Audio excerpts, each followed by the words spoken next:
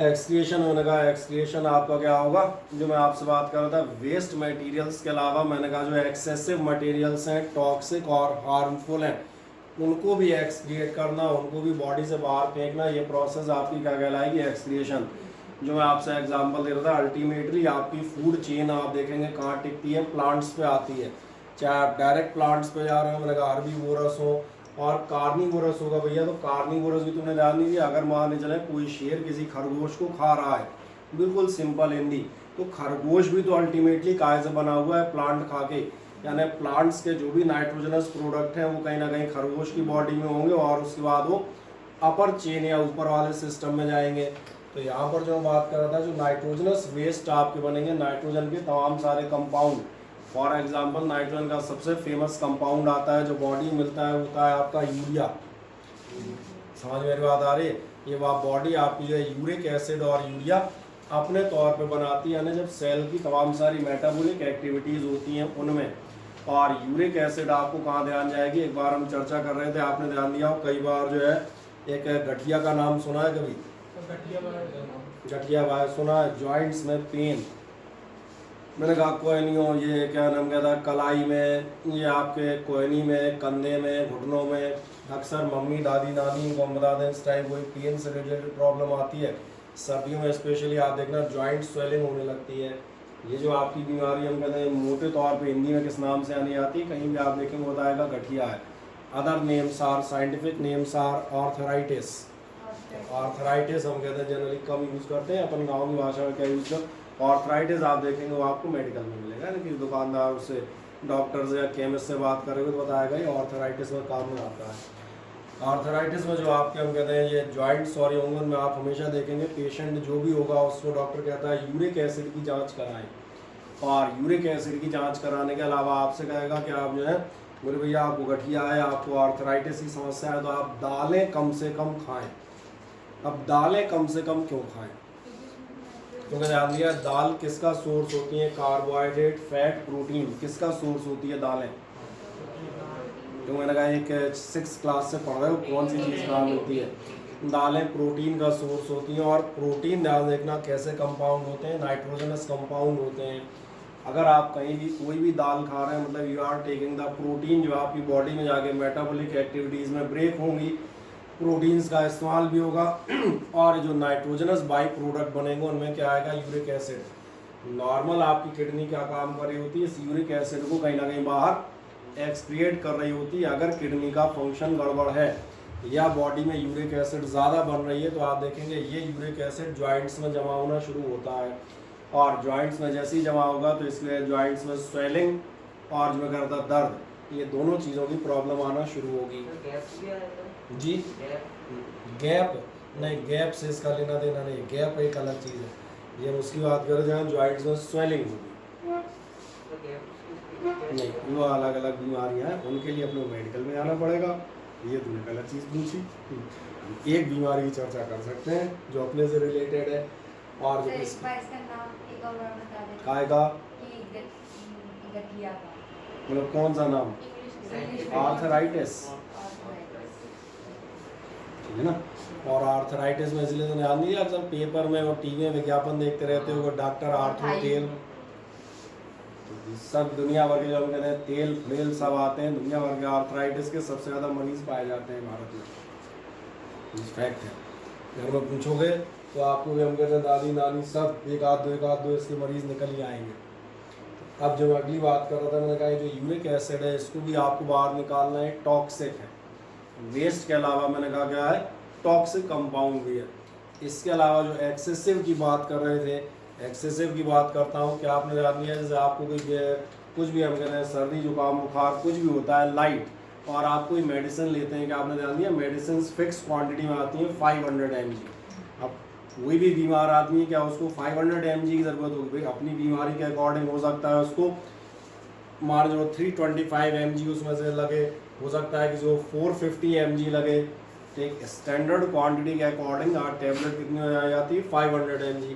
क्या समझ में आ रहा है? इसमें से आपकी कुछ मेडिसिन बचेगी भी, तो जो मेडिसिन बचेगी बॉडी उसको क्या करेगी, तो आपको ध्यान जाएगा एक्सक्रिएट करेगी। एक्सेसिव मेडिसिन हो सकती हैं, एक्सेसिव विटामिन हो सकते हैं, आपकी बॉडी को बराबर विटामिन की ज़रूरत है, लेकिन विटामिन भी आप याद रखना एक्सेसिव हो जाएंगे तो वो भी कहीं ना कहीं नुकसान करते हैं, और वो नुकसान करेंगे तो उनको भी एक्सक्रिएट करना किसका काम होगा, बॉडी का। अब सवाल आता है एक्सक्रिएटरी सिस्टम काम कैसे करेगा। पहले मैं एक जनरल बात कर रहे थे, तमाम सारी सेल्स से आप देखना है जो एक्सक्रिएटरी प्रोडक्ट जनरेट होंगे, प्रोडक्ट्स या बाई प्रोडक्ट, ये सारे प्रोडक्ट्स आप देखना ब्लड लेके कहाँ जाता है, एक खास ऑर्गन की तरफ which is called the kidney. Kidney अगर आप देखेंगे तो आपकी पूरी बॉडी का फिल्टर स्टेशन आप कह सकते हैं। किडनी में आप देखेंगे छोटे छोटे छोटे छोटे बहुत बारीक स्ट्रक्चर पाए जाते हैं और ये कहलाते हैं नेफ्रॉन। एक्चुअली किडनी जो आप देखेंगे तमाम सारे नेफ्रॉन्स का केवल एक गुच्छा मान सकते होती है। मेरी बात समझ में आ रहा है? और इन नेफ्रॉन्स में जो है बिल्कुल बारीक ट्यूब होती हैं, उस पर भी अभी हम चर्चा करेंगे। इन ट्यूब्स का काम ही ये होता है जिसकी हम बात कर रहे थे एक्सक्रिएशन। ये क्या करते हैं, जो ब्लड ड्रॉप एक ड्रॉपलेट हमने कहा किसी नेफ्रॉन से पास होगी, वो नेफ्रॉन क्या काम करता है, इस ब्लड ड्रॉप को सेपरेट कर देता है। सेपरेशन मतलब पानी अलग, जो भी सॉल्ट है वो अलग, कुछ अलग ये अलग। फिर इसके बाद एक प्रोसेस आती है जो कहलाती है रीएब्जॉर्प्शन। रीएब्जॉर्प्शन का मतलब समझ में आता है, उनमें से कुछ चीज़ों को दोबारा एब्जॉर्ब करते हैं और कुछ को एब्जॉर्ब नहीं भी करते। वो डिपेंड करेगा आपके शरीर की रिक्वायरमेंट क्या है। जैसे मान लीजिए हम सपोज करें आपने 2 बोतल पानी पिया, आपके शरीर में पानी क्वांटिटी बढ़ गई, उतना रिक्वायर्ड नहीं है, क्योंकि आपको मालूम है ह्यूमन ब्लड कितना होना चाहिए, तकरीबन हम कहते हैं 5 से 6 लीटर, ये हमने पढ़ा हुआ है। मान चले आपकी बॉडी में सपोज करें 5.5 लीटर ब्लड है, 5.5 लीटर, तो मैंने ध्यान नहीं दिया बेटा 2 बोतल पानी पी जाओगे तो ब्लड तुम्हारा हो जाएगा 7.5 लीटर। अगर पूरा पानी का एज इट इज़ आपका एब्जॉर्ब हो जाए, और एब्जॉर्ब हो जाता है पानी तो तुरंत एब्जॉर्ब होता है, तो पानी का डाइजेशन तो होना नहीं है कि आप सोचो उस पर एंजाइम लगेंगे, डायरेक्टली एब्जॉर्ब हो जाएगा। तो आप ब्लड ध्यान नहीं दिया 1.5 टाइम्स हो जाएगा, आप गुब्बारे की तरह फूलने लग जाएंगे। तो फिर सवाल है इसका क्या करें, तो आपका ध्यान जाएगा ये जो आपका ब्लड जाता है, ये ब्लड कहाँ से पास होगा, किडनी और नेफ्रॉन से। नेफ्रॉन्स का काम क्या होगा, इस पानी और ब्लड को अलग अलग करते हैं। अब अगर पानी कम है तो इस पानी को दोबारा रीएब्जॉर्ब करेंगे, और अगर ज़्यादा है, वो दोनों केसेस है ना, तो आप देखना उसको एक्सक्रिएट कर देंगे उतना पार्ट जितना रिक्वायर्ड नहीं है। सॉल्ट है, शुगर है, बहुत सारी ऐसी चीज़ें जो आप देखेंगे क्वांटिटी से ज़्यादा है तो क्या की जाएंगी, वो रीएब्जॉर्ब नहीं की जाएंगी। हाँ, जो ज़रूरत है उनको बॉडी आपके द्वारा रीएब्जॉर्ब कर लेगी। अब ये जो आपका मटेरियल बचेगा, ये मटेरियल आप देखेंगे ये आपका कहाँ जाता है, ये आपके लिए आपकी बॉडी में कहने को होता है यूरिनरी ब्लैडर। और ब्लैडर माने याद है कि भूल गए, पहले ऐसा बताओ, ब्लैडर वर्ड याद है किसी को, भूल गए क्या था ब्लैडर? नहीं, गॉल ब्लैडर नहीं, सिर्फ ब्लैडर माने क्या था?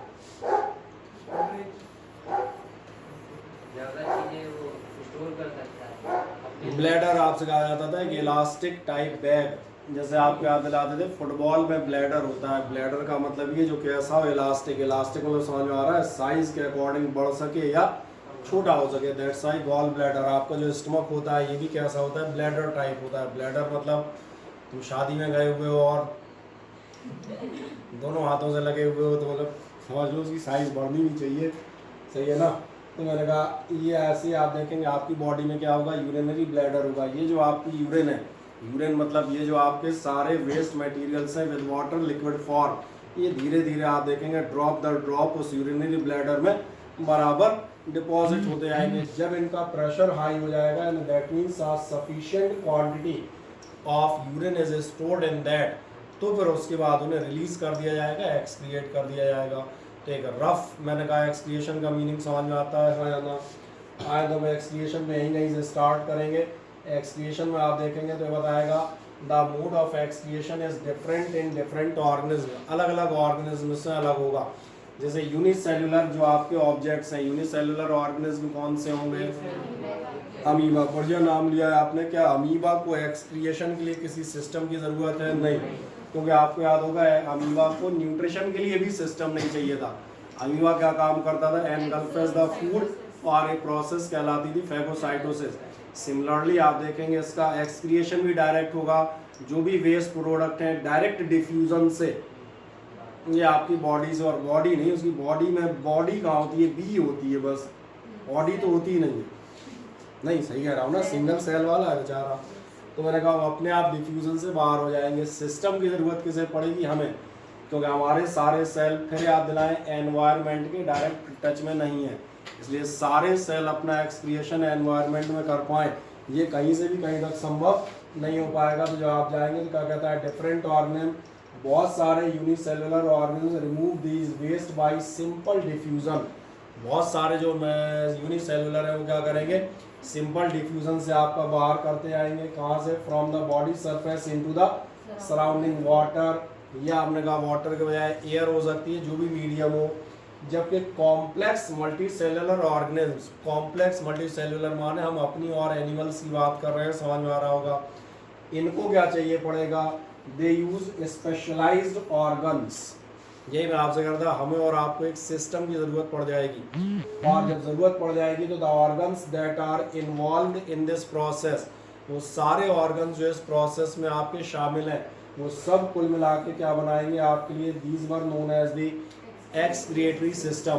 जैसे सिस्टम आप पहले भी पढ़ चुके हैं, न्यूट्रिशनल सिस्टम आपने पढ़ा है, न्यूट्रिशनल सिस्टम जिसमें माउथ, टीथ, टंग, ईसोफेगस, स्टमक, इंटेस्टाइन, विलाइज, दुनिया भर के माल मटेरियल होते हैं, ग्लैंड सब होती हैं, पैनक्रियाज, लिवर, सलाइवरी ग्लैंड, सब समझ में आ रहे हैं। न्यूट्रिशनल सिस्टम फॉर्म कर रहे थे।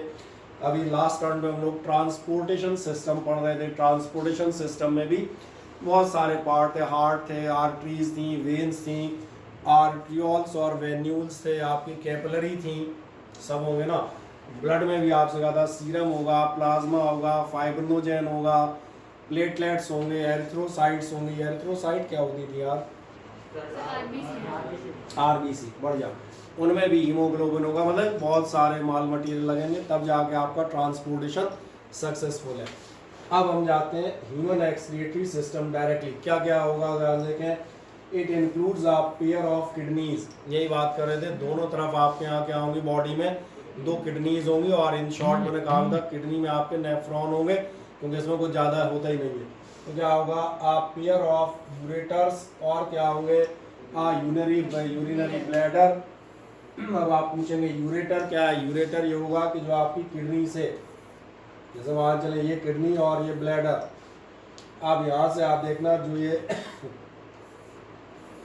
ट्यूब्स आपकी लाएंगी, जो ट्यूब्स हमने कहा यूरिन को ड्रॉप दर ड्रॉप कहाँ जमा कर रही होंगी, इस यूरिनरी ब्लैडर में। ये दोनों किस नाम से आने आती हैं? They are known as the ureter. Ureter समझ में आता है, ट्यूब या पाइप कह सकते हो। और क्या होगा ध्यान देखना, एक फाइनल होगी यूरेथ्रा। यूरेथ्रा कौन सी होती है? द एक्सटर्नल ट्यूब, जो यूरिनरी ब्लैडर से आपकी यूरिन को लेके बाहर ले जाएगी। ये लास्ट आपका पाइप होगा जिससे यूरिन आपकी बाहर एक्सक्रिएट हो जाएगी। तो दोनों ट्यूब समझ में आ जाती है। इंटरनल जो है वो क्या कहलाएगी? यूरेटर, और ये जो बाहर वाली ट्यूब है ये मैंने कहा ये क्या है आपकी? यूरेथ्रा। और आगे बढ़ जाए, urine produce in the kidneys, समझ में आ रहा होगा यूरिन कहाँ प्रोड्यूस होगी? किडनीज में ही होगी। आगे क्या क्या कहता है? पासेस थ्रू द यूरेटर्स, क्या होती है? यूरेटर से पास होती है। जैसे अगर इस रफ फिगर में, क्योंकि रफ फिगर केवल मैंने आपको समझाने के लिए बनाया है, जो यहाँ किडनी में आपकी नेफ्रॉन्स में जा रही है वो कहाँ से पास होगी? यूरेटर से पास होगी। इंटरनल ट्यूब कह रहा था। उसके बाद कहाँ जाएगी? इनटू द यूरिनरी ब्लैडर, कहाँ जमा होती जाएगी? यूरिनरी ब्लैडर में जमा होगी। और इसके बाद बाहर वाली ट्यूब का क्या नाम था, भूल गए कि याद है? यूरेथ्रा। तो क्या कहेगा? Into the urinary bladder where it is stored, जमा होती रहेगी अनटिल कब तक? It is not released through the urethra, जब तक यूरेथ्रा से बाहर रिलीज नहीं कर दी जाती। क्या एक पूरा सिस्टम समझ में आ जाता है इस रफ फिगर से भी? I hope so. कोई दिक्कत कहीं से कहीं तक बताएं, ठीक। और एक आगे बढ़ेंगे, नेक्स्ट आप आगे जाएंगे, आप बताता है each kidney has large number of filtering units. Her kidney को मैंने कहा था एक गुच्छा होता है, गुच्छा तो समझते हो, बंच। तो बस ये रेशों का होता है, जैसे कहा जाए ऊन का या बालों का, इस टाइप का, समझ में आ रहा है। और ये क्या होंगे? As a large number of क्या होंगे आपके पास? फिल्टरिंग यूनिट्स कॉल्ड, ये नेफ्रॉन्स होंगे which are packed close to each other, जो बिल्कुल एक दूसरे से क्लोज आपके पैक्ड होंगे। देन फर्दर क्या होगा? Kidneys are vital organs of our body. ये बहुत अच्छे से मालूम है, बहुत इंपॉर्टेंट ऑर्गन होता है। किडनी खराब हो जाए तो क्या होगा? किडनीज और मैंने कहा लंग्स और हार्ट सबसे वाइटल ऑर्गन्स क्यों है, ध्यान दिया है। किडनी फेल होने का मतलब ये है कि आपकी बॉडी में जहर फैलना स्टार्ट हो जाएगा। नहीं आया समझ में? क्यों? जितने टॉक्सिक सब्सटेंस, अनवांटेड सब्सटेंस उनको आप बाहर कर रहे थे, तो ये सारे टॉक्सिक एजेंट आपकी बॉडी में फैलेंगे और अदर जितने ऑर्गन्स हैं उन सब की फंक्शनिंग धीरे धीरे बंद कर देंगे। तो इसलिए किडनी मैंने कहा सबसे वाइटल ऑर्गन्स में गिनी जाती है। अब क्या कह रहा है? They filter the poisonous waste from the blood. ये तो समझ में आ रहा होगा, इसको क्या बताऊँ, इसका क्या ट्रांसलेट करना। एनी डैमेज, इन्फेक्शन, इंजरी या रेस्ट्रिक्टेड ब्लड फ्लो, कुछ भी हो जाए, कहीं से भी डैमेज हो जाए, कोई भी इन्फेक्शन हो जाए, कोई इंजरी यानी चोट लग जाए, या रेस्ट्रिक्टेड ब्लड फ्लो या ब्लड फ्लो में रुकावट हो। और ब्लड फ्लो में रुकावट ये किडनी स्टोन के टाइम पे या ऐसी किसी समय पर होती है, तो क्या होगा? लीड्स टू, ये कहाँ ले जाता है? Leads to accumulation of poisonous waste. Accumulation माने मालूम है इकट्ठा होना, ये ध्यान रखना। एक्यूमुलेशन का मीनिंग, एक एक्यूमुलेशन का मतलब होता है, हाँ नहीं कोई कहेगा एक्यूमुलेशन मतलब वैसे मैंने आना एक आध बार और भी कई बार ये वर्ड आया है। Accumulation of poisonous waste in the body, जो आपसे करता है जहरीले मटेरियल आपकी नहीं करता, आपकी बॉडी में जहर फैलने लग जाएगा, आपकी बॉडी में जहरीले चीज़ें जो है निकलेंगी नहीं, इकट्ठी होती जाएंगी। रिजल्ट क्या आएगा? Which can even lead to, ये डिपेंड करेगा किस लेवल तक है और कितने ऑर्गन्स फिर आपके फेल होते हैं उसके बाद। ये मेरी बात समझ में आती है। इसलिए आप देखेंगे किडनी जब भी फेल होती हैं तो एक्चुअली किडनी फेल आपको लीड करता है मल्टी ऑर्गन फेल्योर की तरफ। मल्टी ऑर्गन फेल्योर समझ में आ रहा है? अकेली किडनी फेल नहीं होती है, धीरे धीरे धीरे आप देखना कई सारे ऑर्गन्स उनके साथ फेल होना शुरू हो जाएंगे। तो मैंने सिंपली जहरीले मटेरियल आपकी बॉडी में हो रहे हैं, जो जिस पर असर करेगा और धीरे खत्म होना शुरू हो जाएगा। देन इसके बाद है kidney removes the poisonous waste such as urea. अब तो यूरिया समझ में आ रही होगी बिल्कुल साफ। और क्या होगा? अदर वेस्ट, सॉल्ट और एक्सेस वाटर। अभी एग्जाम्पल की बात करें तो 2 लीटर पानी पी जाओ तो ये कहा था ना, excess water from the blood and excrete them in the form of yellowish liquid, और जो कहलाता है आपकी यूरिन। तो मेरा ख्याल है सामान्य ज्ञान की चर्चा है, सबको मालूम है। फर्दर आपकी और क्या क्या फंक्शन करता है? It regulates the osmotic pressure या water balance of the blood. ये आपके पानी ब्लड का वाटर बैलेंस बनाए रखती है किडनीज। अभी हमें एग्जांपल मैंने ये लिया था, पानी पी के तो गुब्बारा नहीं हो गए, कहीं ना कहीं किडनीज उसको यूरिनरी ब्लैडर में निकाल के स्टोर कर देंगी। और क्या करता है? It regulates pH of the blood. PH याद है, एसिडिक या एल्कलाइन होना। एसिडिक या एल्कलाइन होना कैसे रेगुलेट करेगा? कि अगर आप कोई ऐसी चीज़ खा रहे हैं जो एल्कलाइन इन नेचर है और बराबर ब्लड में एल्कलाइन चीज़ जा रही है, तो ये किडनी का काम होगा कि इस एल्कलाइन चीज़ को फिल्टर करके ब्लड से बाहर निकालती रहे, या कोई एसिडिक है उसको बाहर निकालती रहे, यानी पीएच लगभग स्टेब्लिश बनाए रखे, सेम बनाए रखे। ओके, ये रही आपकी किडनी काम के एक्चुअल डायग्राम। तो आपको एक किडनी और ये दोनों समझ में आ रहे होंगे। रफ आप देखेंगे यही डायग्राम मैंने बनाया भी था, बस ये मैंने रफली बना दिया था 1 सेकंड के अंदर समझने के लिए। सबसे पहला काम इसमें आपको कौन सा नज़र आएगा, ज़रा देखें। सबसे पहले आपको ये जो 2 हम कहते हैं बीन शेप नज़र आएंगे, मुझे ही नज़र आ रहा होगा, यही सबसे खास चीज़ है। और कौन सी खास चीज़ है ये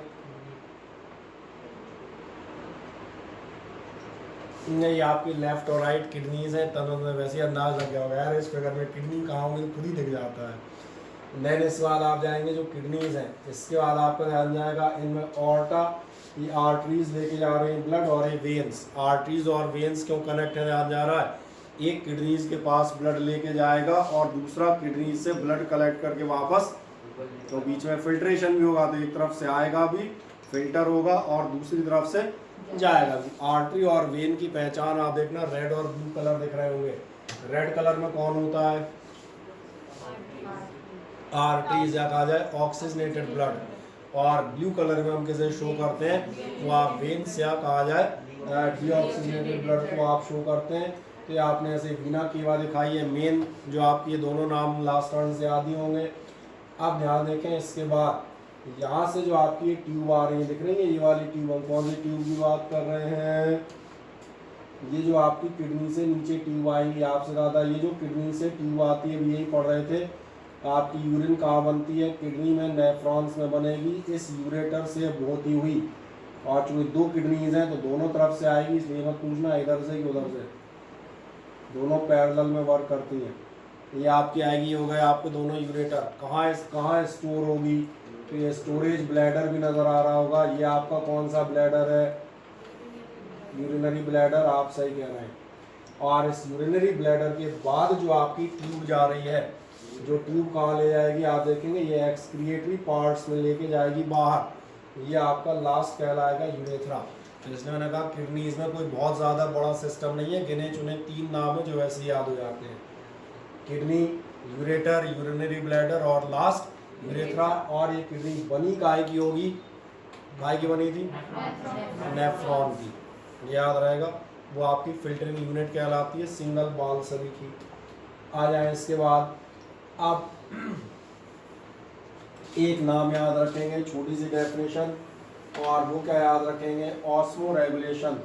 ऑस्मो रेगुलेशन क्या चीज़ कहलाती है? देखें ध्यान से, ये जिसकी हम चर्चा कर रहे थे, is the process of regulating ion concentration and water content. आपकी बॉडी में आयन्स यानी कि सॉल्ट और पानी, इन दोनों का जो बैलेंस बराबर किडनीज बनाए रखती हैं, कि सॉल्ट ज़्यादा या कम ना हो जाए या पानी ज़्यादा और कम ना हो जाए। तो ये प्रोसेस आपके लिए नाम याद रहेगा, किस नाम से आनी आएगी? That is known as the osmoregulation. क्या ये क्लियर हो जाता है? हाँ ना, बिल्कुल साफ होता है। ये ऐसी चीज़ें भैया जो आपको नाम याद करने पड़ेंगे। समझा मैं सकता हूँ, बट अब कोई पूछेगा what is transpiration, what is translocation, what is osmo regulation, तो ये डेफिनेशन आपको समझने के अलावा एक लाइन में याद भी रखनी पड़ेंगी, नहीं तो तुम बताओगे ऑस्मो रेगुलेशन क्या है, तुम बताने लगे सब जब प्लांट स्टोमेटा खोलता है, आदमी खोपड़ी पकड़ लेगा तो क्या बात कर रहा है, सही है ना। ऑस्मो रेगुलेशन में आपको याद रहे प्रोसेस ऑफ किडनीज, कौन सी प्रोसेस? जिससे वो अपना वाटर बैलेंस और सॉल्ट्स का कंटेंट या बैलेंस बनाए रखती है इन द बॉडी। और ट्रांसपिरेशन तो याद है कि भूल गए? Loss of water through the plants. हाँ, जो प्लांट से पानी वाला मामला था वो आपका ट्रांसपिरेशन था। लास्ट हम जाते हैं एक छोटी चीज़, स्ट्रक्चर ऑफ नेफ्रॉन। नेफ्रॉन में आखिरकार क्या होता है? तो नेफ्रॉन में आप ध्यान देखेंगे, नेफ्रॉन बेचारा कहीं है अपने पास, ये रहा नेफ्रॉन। ये तो नजर आ रही होगी तुम्हें एक बड़ी सी किडनी, नजर आ रही नहीं आ रही? ठीक है, किडनी में बाकी मैंने कहा आप ज़्यादा टेंशन मत लीजिएगा, आपको कोई इसमें बहुत ज़्यादा चीज़ें याद नहीं रखनी। ये तो आपको एक फिगर के तौर पे दिए हैं कि आपकी किडनी का शेप आपको नजर आ जाए, कैसा शेप होता है ये? Bean shape. चलो बढ़िया है।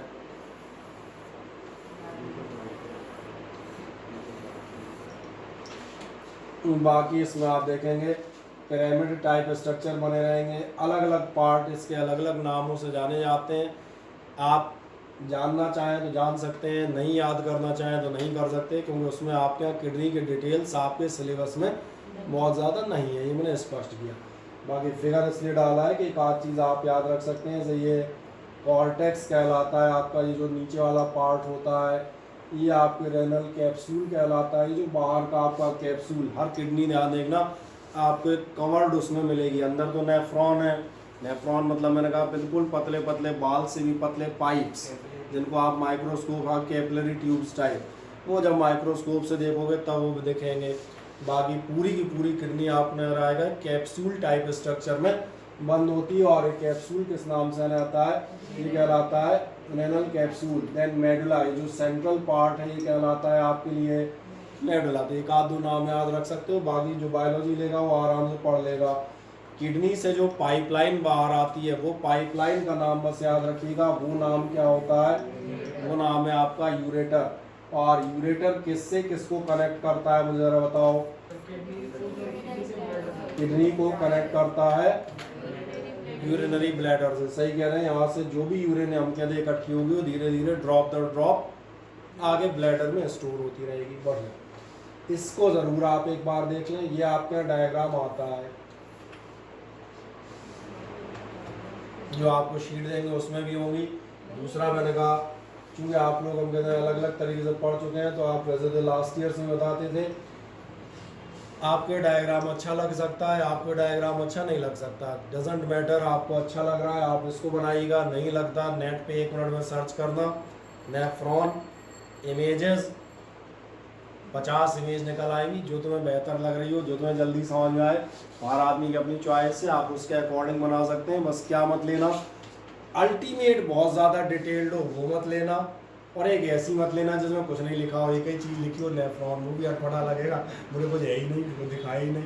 तो लेके मिडिल लेवल पे अपन खेल लेंगे, कहीं 2-4 नाम भी मिल जाए, इतना डिटेल भी नहीं। वो नेफ्रॉन हम कहते हैं कोई मेडिकल कॉलेज में MBBS कर रहा होगा वो भी नेफ्रॉन पढ़ रहा होता है, सही कह रहा हो ना। अगर आप देखेंगे कभी आप हॉस्पिटल में आए तो एक आपको स्पेशलिस्ट मिलेगा, जैसे मैं बताता हूँ, एक होता है कार्डियोलॉजिस्ट। कार्डियोलॉजिस्ट मतलब मालूम है कौन होते हैं? हार्ट वाले। एक होता है आपका न्यूरोलॉजिस्ट, और ऐसे आप देखना आपको एक मिलेगा यूरोलॉजिस्ट, और यूरोलॉजिस्ट वो होते हैं ध्यान देखना किडनी और ऐसी सारी जो हम कहते हैं प्रॉब्लम्स हैं उनसे रिलेटेड प्रॉब्लम उनके स्पेशलिस्ट होते हैं।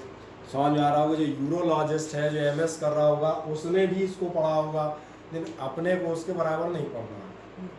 इतना ध्यान रखना, बहुत ज़्यादा डिटेल नहीं, बहुत ज़्यादा इन शॉर्ट नहीं, लेकिन आराम से आपके पास सुविधा है। अगर आप इस डायग्राम पसंद करते हैं तो ठीक, नहीं करते हैं तो आप अपने हिसाब से कोई एक डायग्राम सेलेक्ट कर सकते हैं और बना सकते हैं। डायग्राम ज़रूर बना लीजिएगा, क्योंकि ये डायग्राम मैं बता देता हूँ, ये डायग्राम आपके पेपर में कई बार आया हुआ है, ठीक है ना।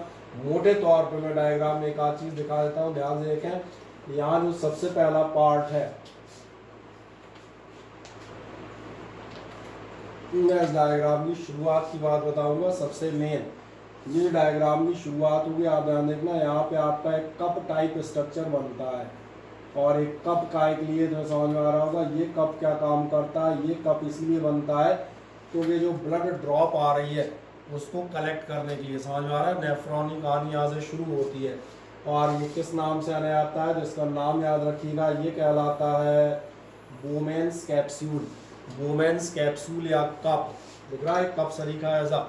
इस कप में ज़रा देखो ध्यान से, बहुत ध्यान से इसको देखना, यहाँ पे आप दिखेगा एफरेंट आर्ट्रियोल। आर्ट्रियोल माने याद है, मैं जब बताता हूँ, ऑर्टा इतनी बड़ी पाइपलाइन, फिर आर्टरी, फिर सब समझ में आ गया। आर्ट्रियोल अब तो याद है, भूल गए।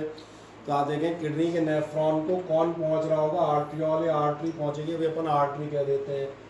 आर्टरी ध्यान देखना, यहाँ पर जो पार्ट पाए जाएंगे वो आपके लिए कहलाते हैं ग्लोमेरुल।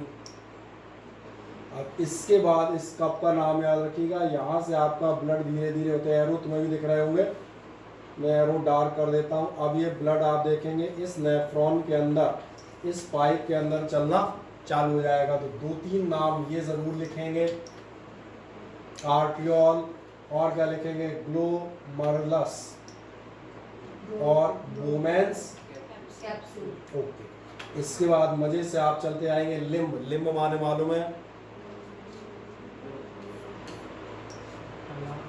लिम्ब माने मालूम किसी को नहीं मालूम है? अरे लिम्ब ना भूल गए, पिछले साल बताया करते थे यार डाइवर्सिटी में।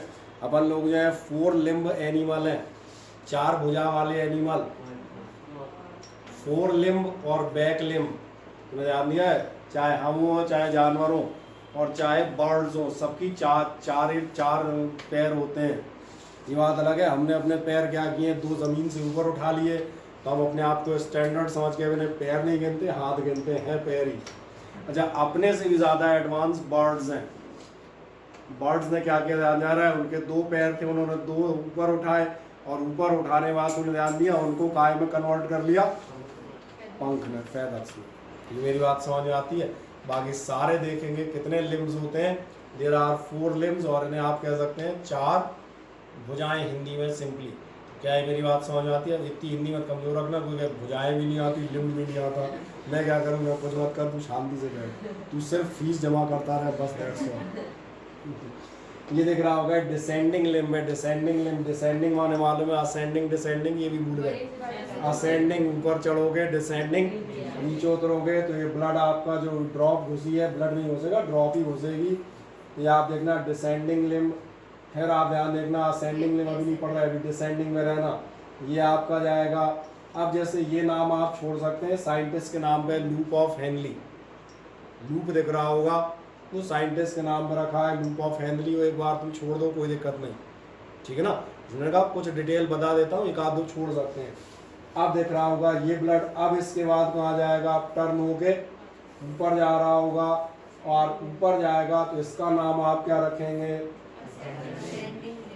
देखने लगे ये डिसेंडिंग लिम्ब थी, और ये आपकी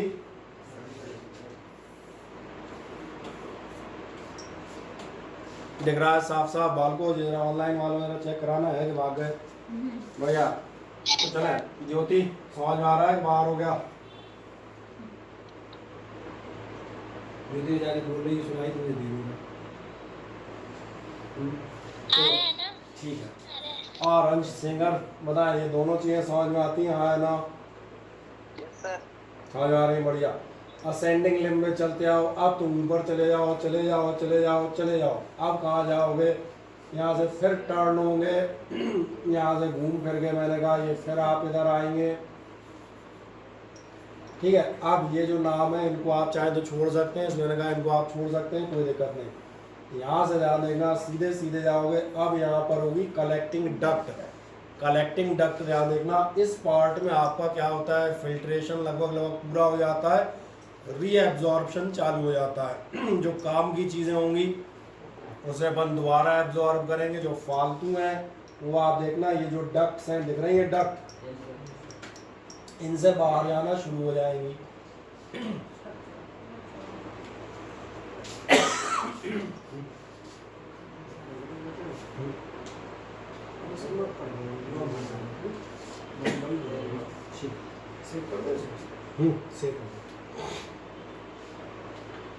समझ में आ जाता है कंप्लीट। एक बार नेफ्रॉन फिर से आपको दिखा देता हूँ शुरुआत से, 1 मिनट के अंदर। सबसे पहले फिगर देख लेना,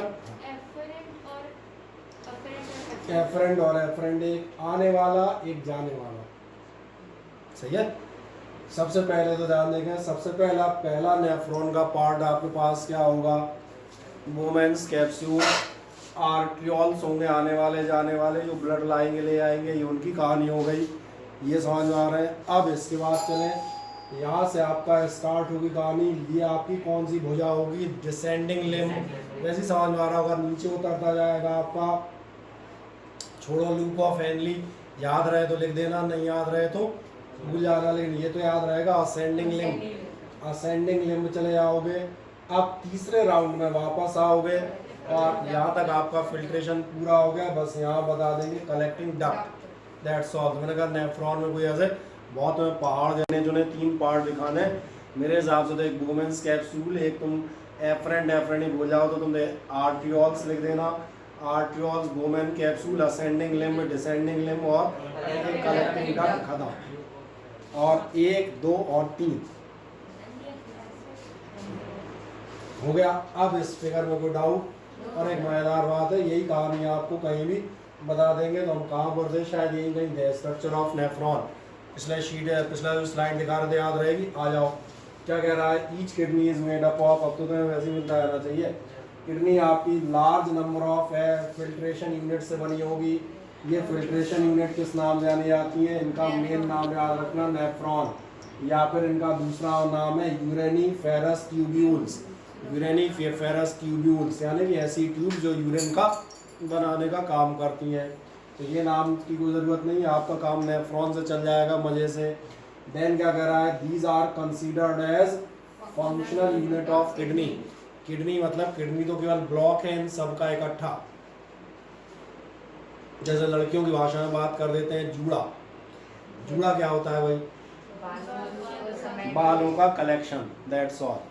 तो फंक्शनल यूनिट क्या है, बाल, मेरी बात समझ आ रही है, यही किडनी, अब तो समझ में आता है, टोटल बढ़ गया। यूरेनी फेरस ट्यूब्यूल, नहीं फेरस आयरन से मतलब नहीं, नाम है केवल उसका, तो अलग अलग मत करना, वर्ड अगर अलग अलग कर दोगे तो अलग अलग मतलब निकलने लगेगी। नहीं, ये ध्यान रखिएगा। कई बार वर्ड इकट्ठे में अलग में मीनिंग देते हैं और उनको ब्रेक कर दोगे तो उनका मीनिंग बिल्कुल अलग हो जाएगा, है ना। अब आप एक नेक्स्ट आएंगे कहा, हाँ यहाँ तो ये तो फंक्शनल यूनिट समझ में आ गई थी जो मैंने कहा। इसके बाद क्या होगा, क्या होता है नेफ्रॉन में, एक लॉन्ग क्वाइल्ड ट्यूब्यूल होता है, जो भी हम लास्ट उसमें शीट में दिखा रहे थे। क्वाइल्ड ट्यूब्यूल है लंबा सा, whose one end is connected to the double walled cup shaped structure। ऊपर शुरुआत यहीं से की थी, डबल वॉल्ड कप शेप। एक एंड कहाँ होता है, डबल वॉल कप शेप पे होता है। किस नाम से आने आता है, that is called Bowman's capsule. अब बोमैन मान में भी दिक्कत है, तुम अलग अलग कर दोगे बो और मैन, तो बो माने क्या होता है,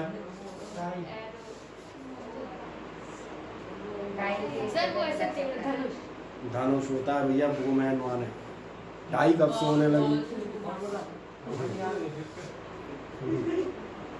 तू ही बोला था काम हो रहा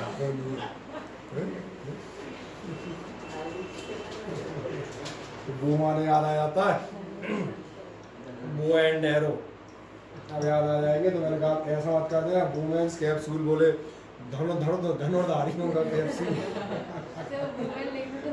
हाँ, और क्या होगा, दूसरा एंड कहाँ से जुड़ा होगा, दूसरा एंड जुड़ा होता है urine collecting duct of kidney से। जहाँ यूरिन कलेक्ट हो रही हुई उस डक्ट से यानी उससे ये समझ में आते हैं, हाँ ना। मुझे बता दें, दोनों एंड दोबारा दिखाऊंगा। एक एंड वुमेन कैप्सूल, लास्ट में क्या थी, कलेक्टिंग डक्ट थी। बाकी क्या कहेगा, वुमेन्स कैप्सूल में क्या आता है, बंडल ऑफ ब्लड कैपिलरीज आती हैं, और बंडल ऑफ ब्लड कैपिलरी इन्हीं से आपका ब्लड में मटेरियल आएगा या फिर मैंने कहा जाएगा, जो भी कंडीशन होगी। ओके, ये नाम मिल जाता है आपको glomerulus. Okay, the function of glomerulus, glomerulus ऐसे पढ़ो ना, हाँ टुकड़ों में पढ़ा कर। क्या फंक्शन है इसका, to filter the blood passing through it. ये सबसे पहले आपका ब्लड को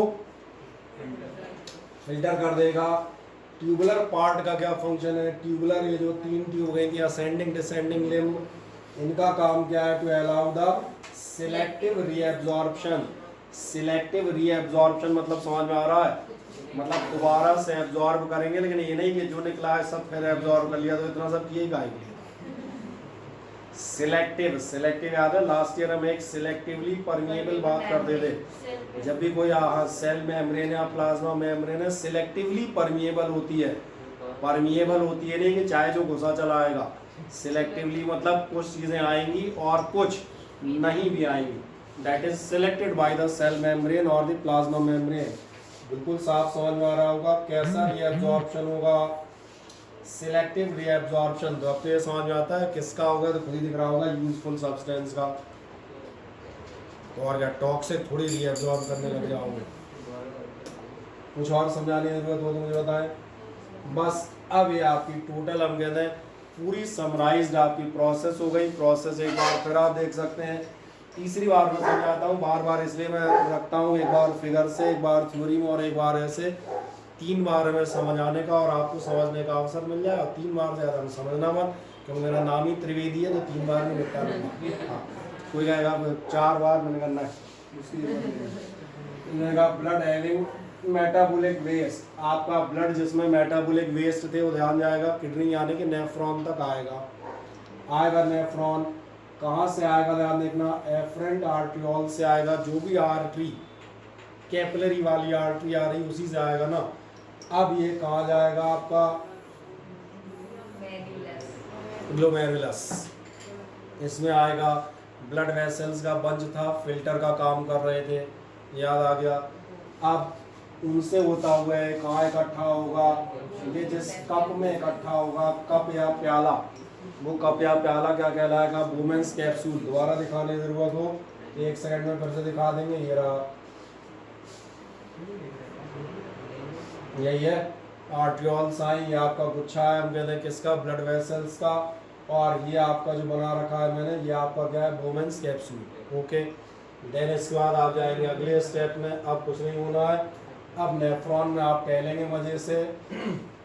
वुमेन्स कैप्सूल का प्रॉक्सिमल तुम्हें ऐसा लगता है नाम अपने को ज़्यादा हो रहे हैं, आप इसको हटा सकते हैं। सीधा आप कहाँ जाएंगे, मैंने कहा आप बता देंगे loop of Henry. Loop of Henry याद है नीचे वाला, तुम चाहो तो इनकी जगह नाम असेंडिंग और डिसेंडिंग लिम भी लिख सकते हो। असेंडिंग लिम वहाँ से आप पहुँचेंगे लूप ऑफ हेनरी, फिर आप पहुँचेंगे डिसेंडिंग लिम। एक आध जगह से होते होते अल्टीमेट तुम कहाँ पहुँच जाओगे, खत्म बात।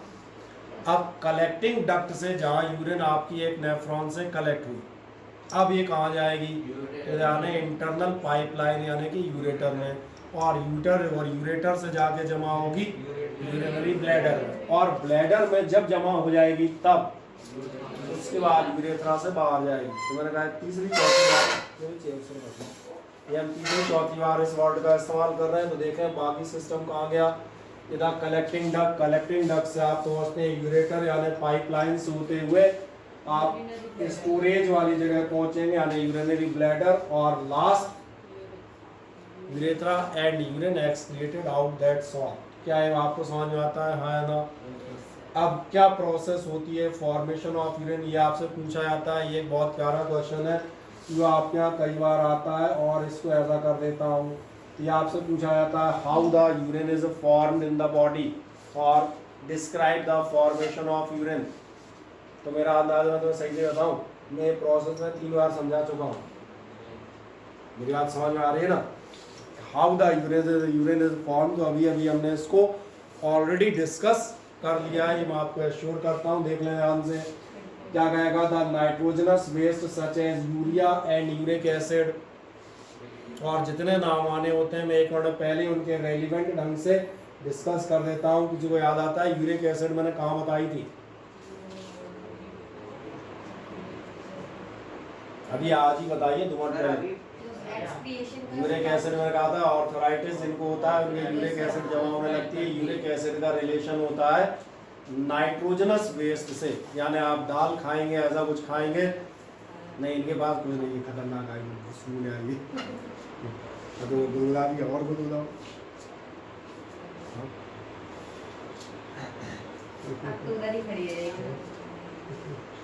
सही है। तो अब यूरिक एसिड याद आती है, ये क्या करेगा, are removed from the blood in the kidneys, ये किडनीज से ही आपकी ब्लड से रिमूव की जाएंगी। और क्या जाओगे, 10 किडनीज आर द सब रिपीटेड मटेरियल है। देन क्या कहेगा, ईच कैपिलरी क्लस्टर, कैपिलरी का गुच्छा, क्लस्टर क्या कहना चाहिए, बंच, ग्रुप, ढेर, यही कहते हो, और क्या कहोगे आप, is associated with the cup shaped end of A tube, या आपका एक ट्यूब के कप शेप एंड से जुड़ा होता है जो कलेक्ट करता है filtered urine. Each kidney has large number of such filtration unit, her kidney में ऐसी बहुत सारी यूनिट होती हैं जिन्हें आप नेफ्रॉन कहते हैं। क्या कह रहा है, एफरेंट आर्टियोल्स, ये क्या करते हैं, ब्रिंग द ब्लड, एफरेंट वाले ब्लड लेके आपके चले आते हैं, कहाँ चले आते हैं, वुमेन कैप्सूल में आते हैं। एंड एफरेंट वाले क्या काम करते हैं, टेक्स द प्योर ब्लड, ये वाले आपके प्योर ब्लड लेके फिल्टर्ड जो ऐसे लेके वापस आगे बढ़ जाते हैं।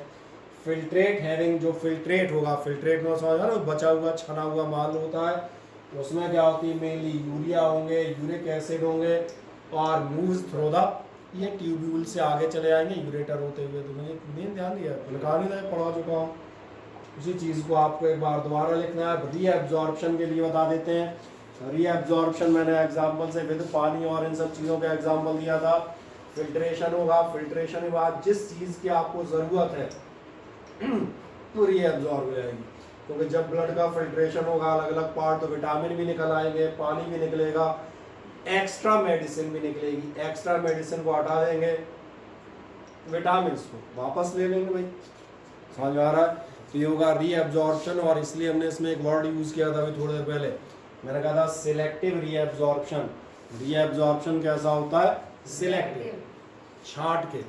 देखें ध्यान से, रीअब्जॉर्प्शन क्या कहेगा, सब substances in the initial filtrate, जो भी इनिशियल फिल्ट्रेट है उसके कुछ सब्सटेंस जैसे glucose, amino acids, salts and major amount of water, तमाम सारा पानी, इनको आप क्या काम करते हैं, आर सिलेक्टिवली रीअब्जॉर्ब, वापस आपकी किडनीज रीअब्जॉर्ब करके आर्टरीज के थ्रू ब्लड में डाल देती हैं।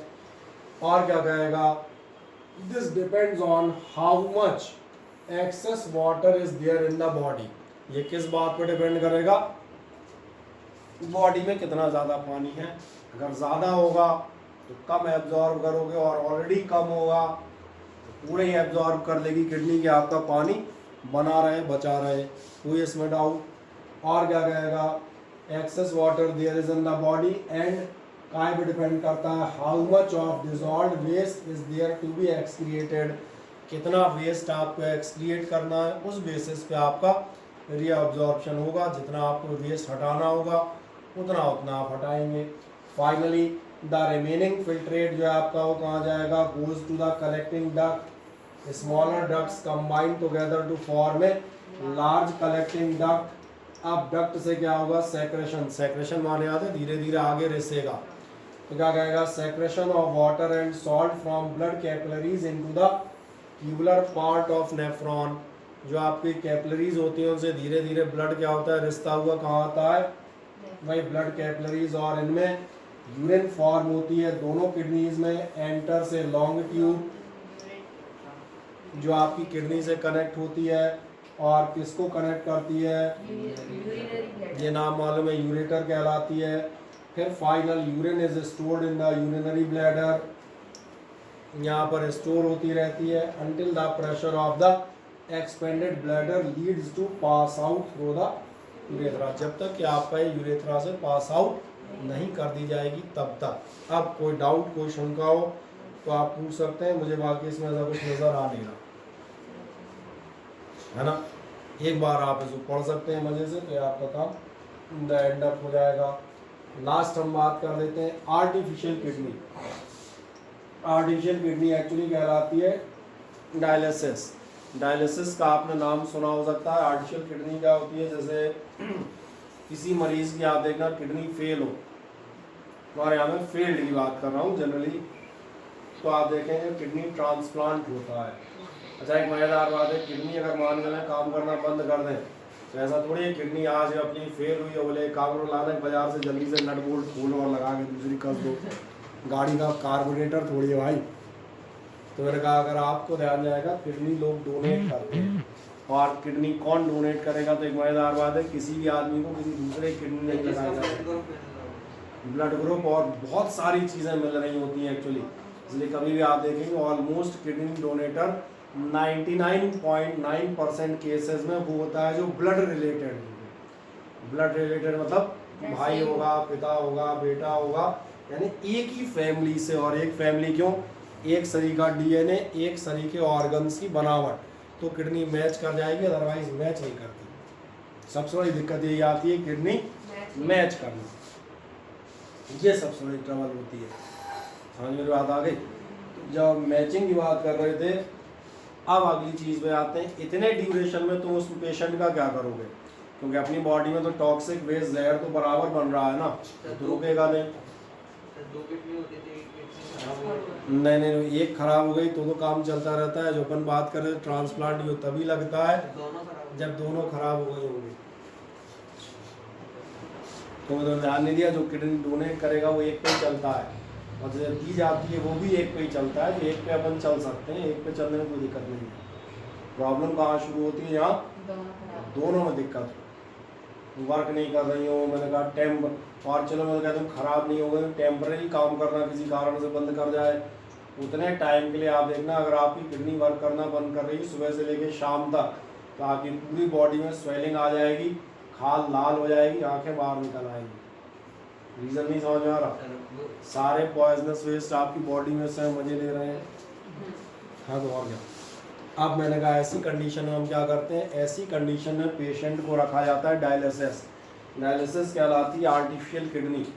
आर्टिफिशियल किडनी क्या होती है, आप देखेंगे तमाम सारे ऐसे केमिकल्स होते हैं जो ब्लड फिल्ट्रेशन के काम में आते हैं। यहाँ से आप देखना, यहाँ हाथ की नस से या पैर की नस से जैसा सूटेबल होगा, यहाँ से इस आर्टरी से हम क्या करते हैं, डायलिसिस मशीन को हम कनेक्ट करते हैं। अब क्या होता है, अब आपकी किडनी इंटरनल नहीं हो गई, अब वो बाहर हो गई। आर्टिफिशियल मशीन क्या होगा, यहाँ से ब्लड उसमें जाएगा, उसमें फिल्टर होगा, और फिल्टर होके दोबारा वापस आपके पास आ जाएगा, तो वापस आपको चढ़ा दिया जाएगा। जैसे आप पहले डायग्राम दिखा देता हूँ, ये डायग्राम आपको एनसीईआरटी में भी मिल जाएगा, ये देखिए ध्यान से दिख रहा है। ये आदमी जो बेचारा पड़ा हुआ है, इससे एक लाइन आपको नजर आई, ये गई आर्टरी से कहाँ जाएगी, टू द पंप जाएगी, और पंप के बाद ये जाएगा आपका परमिएबल मेम्ब्रेन। परमिएबल मेम्ब्रेन समझ में आ रही है, वो मेम्ब्रेन जिनसे कुछ चीज़ें पार निकलेंगी, कुछ नहीं निकलेंगी, यानी यहाँ पर होगा फिल्ट्रेशन। फिल्ट्रेशन के बाद आप देखना ध्यान से, ये जो ब्लड आपका फिल्टर हुआ है वापस दोबारा से आपको इंजेक्ट कर दिया जाएगा वापस। तो इस तरह आप देखें, ये आपकी जो हम कहते हैं जो बाहर की किडनी बन गई, ये हो गया डायलिसिस। तो क्या है प्रोसेस समझ में आती है जनरली, बस यही 2 लाइन में आपसे पूछ लिया जाता है, 2 ही लाइनें और कुछ नहीं। ये आपसे क्या कहेगा, आर्टिफिशियल किडनी क्या है, device to remove nitrogenous waste product from the blood through dialysis.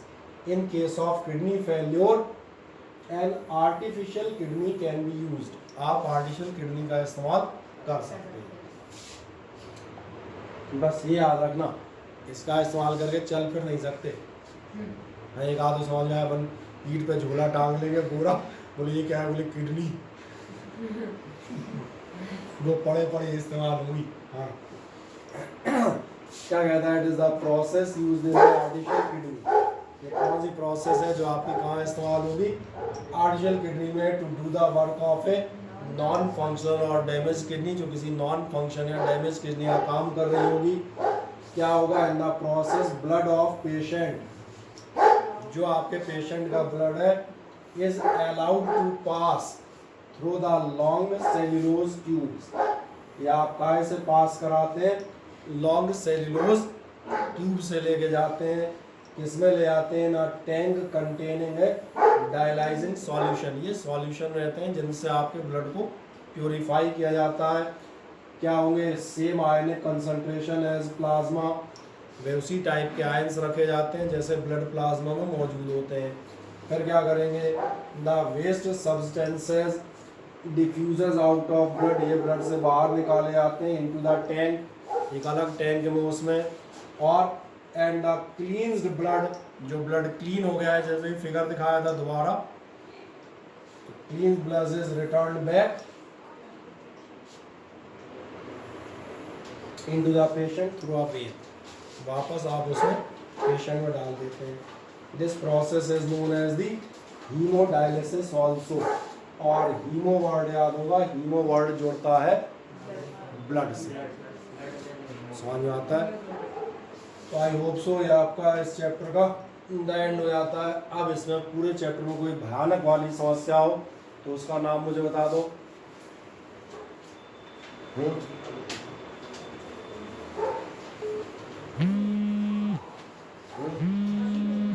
नहीं है तो इसको आप पढ़ लें, शायद आपके एक्सक्रिएशन की शीट 2 पन्ने की इसमें शामिल नहीं है, दिखा ना वो बात में ध्यान आएगा, वो एक्सक्रिएशन वाला सही कह रहे हैं, कोई दिक्कत नहीं। इसको आज हम निकाल देंगे तो 2 या 3 पेज हैं, 2-2.5 पेज में है ही, जरा सा टॉपिक देखेंगे मुश्किल है। क्या जी, हाँ हाँ बताओ सर, एक डिस्कस कर लेते हैं क्वेश्चन नंबर 5 में। अच्छा कौन सा वाला जो पिछले टेस्ट में आप कर रहे हो,